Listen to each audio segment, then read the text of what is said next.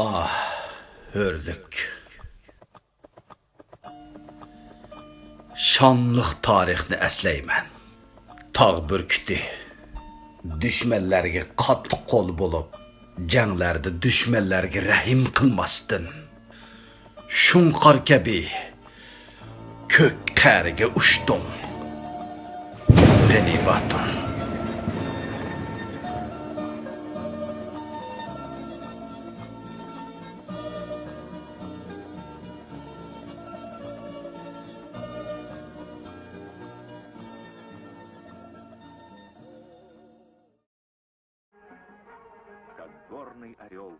Uyg'urlarning şanlıq tarixida üzlüksiz təriflənib kelayotgan, ezilgan qavm orasidan bosh ko'tarib chiqqan tiz pukmas qahramon, yetim mazlumlarning himoyachisi va qo'g'dug'uchisi bo'lgan parlaq tariximizda şanlıq izlarni qoldirgan bir yulduz bor.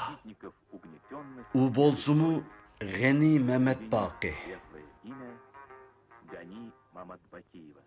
Ulug' vatanda G'ani Batur yillardan beri üzlüksiz ta'riflanib kelayotgan mushu kunlarda bizmi G'ani Baturni ta'riflamay tura olmaymiz. Bu keng bepoyon zaminning ismi Sharqiy Turkiston deb dunyo xaritalarida o'rnatilgan bo'lib, Xitoy mustabid hokimiyati bu zaminning ismini Şinjan Uyg'ur Avtonom rayoni deb atib olgan.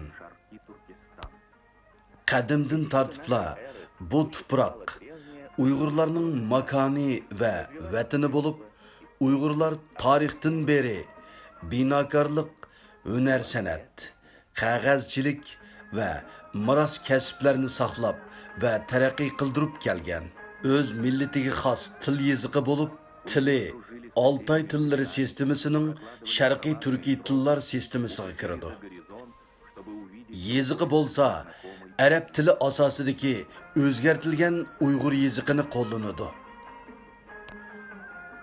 Uyg'urlar boshqa millatlar bilan yaxshi o'tgan bo'lib, yangiliklarni o'rganish va yangi kashfiyotlarni yaratish uchun zo'r tirishchanliklarni ko'rsatgan.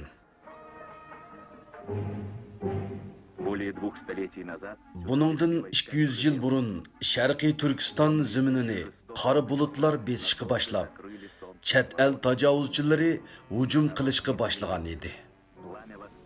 Buningga o'xshash voqealar tarixda ko'p takrorlangan bo'lib, bu qattiq zulm xalqning yuragida ochiq iznalarni qoldirgan edi. Tarix bətlariga yozilgan va oxirida yana xalq bosh ko'tarib chiqqan edi.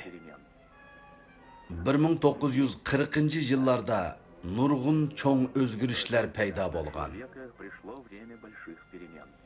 Urumchi, G'o'lja va har qaysi nahiya shaharlarda vatanni qutqizish kurashlari boshlangan. Uyg'ur askarlari va Uyg'ur xalqi Gomindanga qarshi urush qo'zg'agan. Biz shu urushlarga qatnashgan qahramonlar bilan ko'rishdik. Xalq generali Zunun Tiyupov ta'riflab mundaq degan.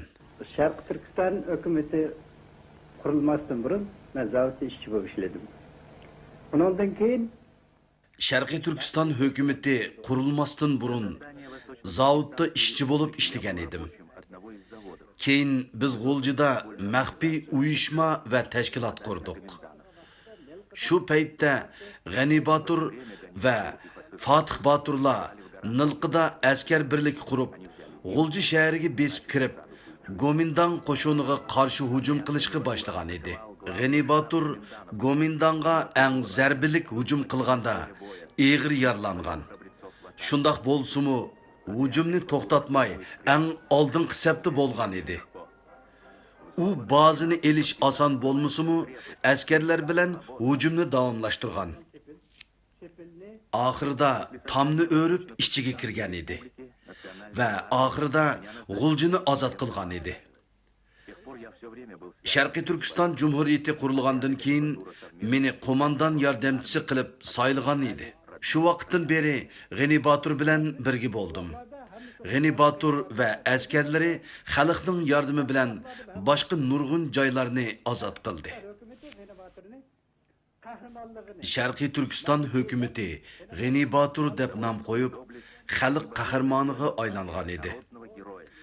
G'ani Batur aqlliq, zerek va ajoyib jasoratlik odam edi. Bo'yi egiz, qovul, otga minganda xuddi rivoyatlardagi afsonaviy boturlardek ajoyib hayvatlik va surlik ko'rinadi.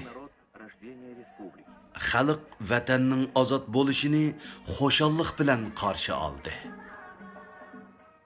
Hukumat qurg'uvchilari tunji askar uyushmasi murosimi. Bu insonlarni xalqning kuchi va chidamchanligi, parlaq kelajakka bo'lgan ishonchi birlikka keltirgan edi. Sadichin sepilidan Tangshangacha hamma odam G'ani Baturning nomini biladi.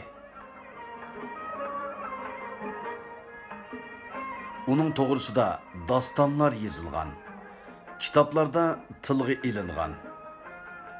Xalqning eg'izida hikoya va cho'chak bo'lib, eg'izdan eg'izga tarqalgan edi. Bu ziminda qayg'uliq yillar o'tib ketdi. Yangi Sovet ittifoqi zavodlarni, elektr stansiyalarini va to'g'an to'smalarni qurishga yordam qilgan va dehqonchilik ishlarini taraqqiy qilg'izgan.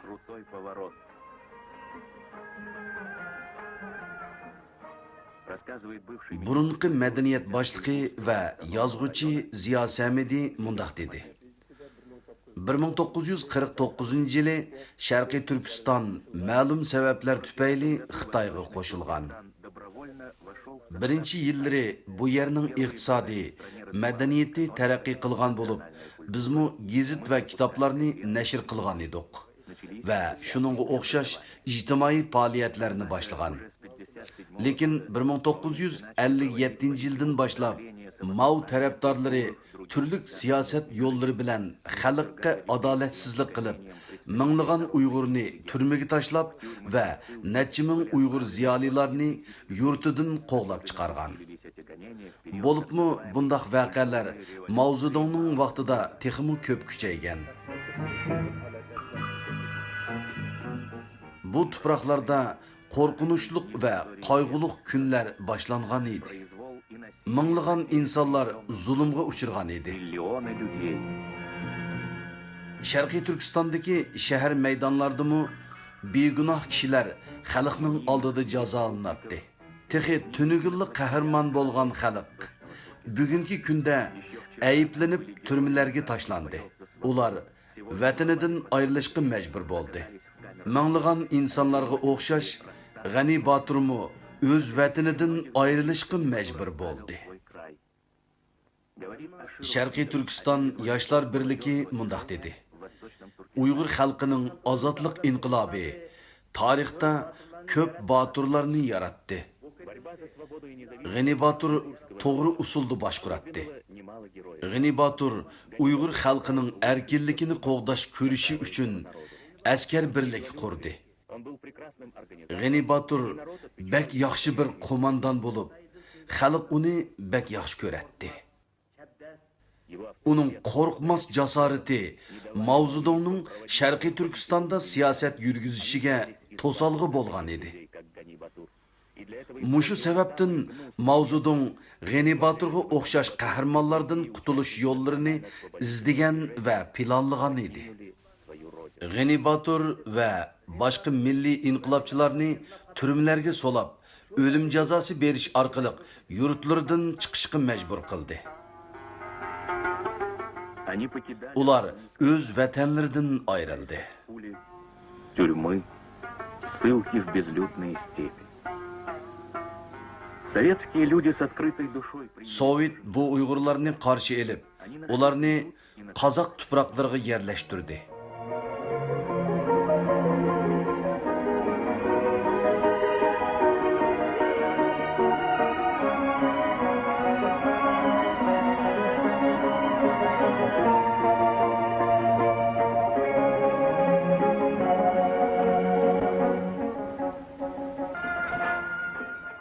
G'ani Baturmu Sovet tuproqlariga keldi. Союз и Гани Батур.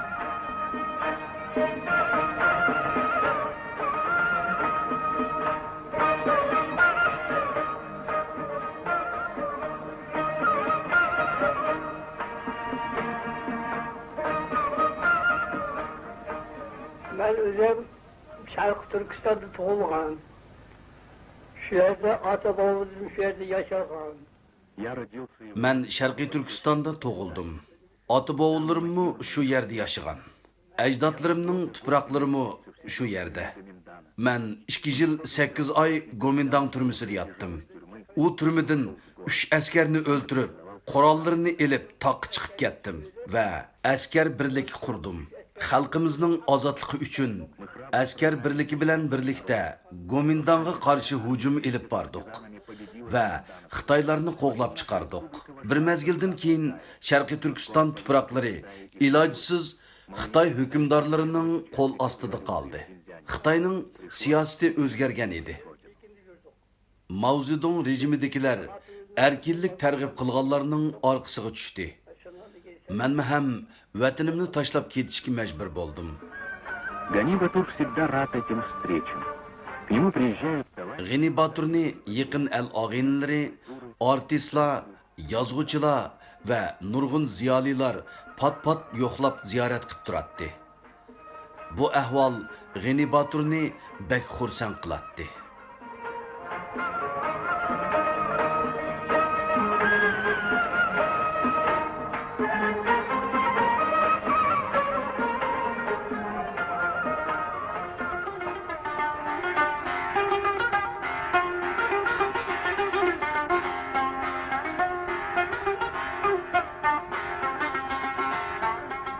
Старый друг и сподвижник. G'ani Baturning burundan beri tanıydigan og'illardan G'afur G'ani Jarjayev mundaq dedi. Beni otur, beni kam G'o'jida uchrashgan yerda. Gulzorem degan bu naqshini G'ani akam bek yaxshi ko'ratdi. Эту песню очень G'o'ljida nadi ko'rishsak, mushu naqshini aytqizatdi. мы часто встречаем. Biz G'o'ljida ko'p ko'rishatdik.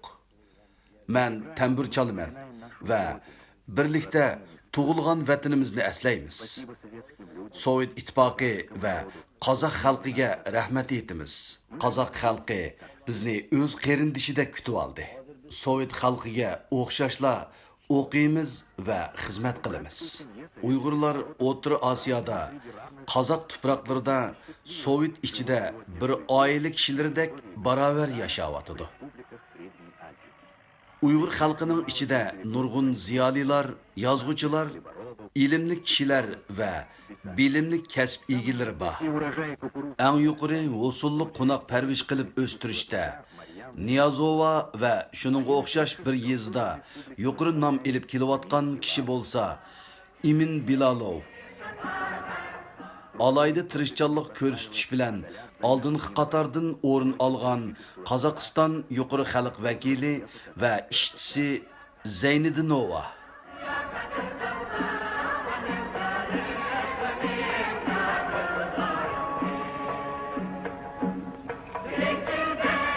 Дети уйгуров Uyg'ur farzandlari maktablarda o'z Uyg'ur ona tilida o'qiydi. выходят в свет многотысячные Uyg'ur tilida minglagan gazet, jurnal va kitoblar nashrdan chiqqan. проблемы истории, языка и культуры. Bilim akademiyasining raisi, a'zosi va muxbiri G'o'ja Ahmad Tug'luq va Uyg'ur ilm ahllari Uyg'urlarning eng muhim masalasi bo'lgan ona tili, tarixi va urf-odatlar haqida tadqiqot elib bormoqda. Bu bo'lsa, Ekologiya ilmiy akademiyasining a'zosi va muxbiri professor Murat Hamrayev. Uyg'ur millatining erkinligi uchun qilingan dahshatlik urushlar kitoblarga yozilgan edi va Uyg'ur shoirlarining tillarida doston edi. U shoirlar millatning nazarida buyuk insonlar edi. Uyg'ur musiqa asar ijodiyatchisi professor Quddus Xo'jamyorovning naqsha va usullari xalq orasiga keng tarqalgan edi. Uyg'ur an'anaviy naqshi usullarni o'rgatadigan yerlarmi oz emas. Ana shu maktablardan nurg'un naqshchi, artistlar va usulchilar chiqmoqda.